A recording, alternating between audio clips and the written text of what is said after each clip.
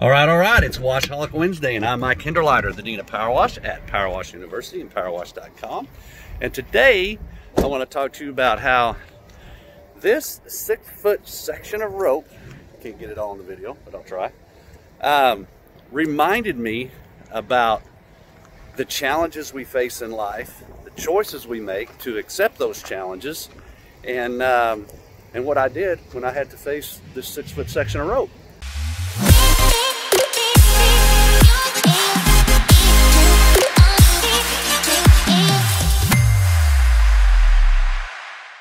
I was out on the lake the other day, got on a jet ski, and went from one end of the lake to the other. When I got to the other end, I decided, hey, you know what? I'm gonna go do a little exploring. And so, as the river feeds in at the upper end of the lake, I decided, you know what? I want to go up to the other end here. I want to see where the river goes, how far I can take the jet ski up there, and just check things out. And as I start going up, the river narrows. It's probably about 40 feet wide, very slow. There's not a lot of water running through it. It's if you want to say stagnant, but it's not. It's very slow moving. So I get up there. I can get all the way to the point to where there's a I-beam bridge going across the river, and it is like 3 or 4 inches above the water level. And there's a big log there, and there's a huge snake laying on that log. So I'm like, hey, you know what? I'm gonna go spook the snake. I'm gonna chase it off the log. So I drive up to it. I bump the log. Snake takes off. I pop my jet ski in reverse because it's right against the bridge there, and I can't go any further. So I put the jet ski in reverse, and I hear this pop, and it sounds like a stick breaking. And I think, oh boy, stick went up in there. And of course I can see a lot of debris on the river just floating around, and a lot of little sticks and things like that. And I'm thinking, no big deal. Broke a stick, it went through there, it's gone, it's out. So I continue to put it in reverse, I back up, and then I throw it into drive. Well, the problem when I threw it into drive was I couldn't go very fast. And when I tried to throttle it up, it vibrated real hard, and it even got slower. Eventually to the point that no matter what I did, I really couldn't get much over an idle, so I could give a little bit of gas, but I was going basically at idle speed. So I'm a mile up the river. I have to take it out, back to the lake, idling.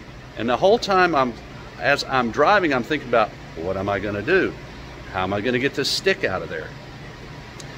And I don't have a phone, and on top of that, the sun is about to set. And for those of you who aren't experienced with being on a lake, when the sun goes down 30 minutes after sundown, you have to have lights on your vessel to be legal. Jet skis normally don't have lights. I didn't have lights on my vessel. So I'm thinking, all right, I can call, I can get someone to help me. There's nobody out here. Maybe someone could tow me back. It would take forever. So there I've got Steph. Steph invented a wave of photo bombing. Hey boss, how'd it go? Yeah. So I'm thinking, what can I do? So one of my choices was to call, and for 13 miles idling means I'm gonna get home around midnight because sunset's around 8:30, and it'll be fully pitch dark by 9. Not good. And my wife is gonna be freaking out. So when I get to the lake, I see that there's a ramp on the other side, a boat launching ramp, and I drive over there. I start trying to fish out this stick. And as I reach up in there, I finally get the jet ski position where I can reach up in. I actually felt this rope, and I start to pull this rope out. And then I remembered that I saw the rope on the back of the jet ski when I took off. My daughter had left it there. So it broke off. After about 5-10 minutes, I get it out of there. I'm able to start going. Now, I have to get across the lake as fast as I can. So, do I call my wife? Hey, hook up to the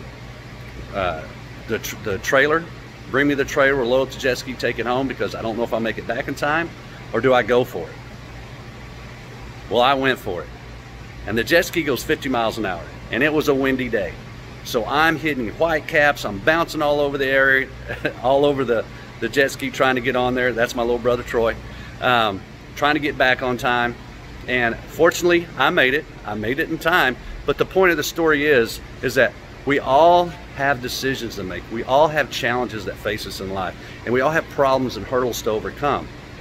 I chose to diagnose the problem, figure out what I could do to fix it. I was able to fix it, and then I decided to go full blast on the jet ski, 50 miles an hour, to get back in time.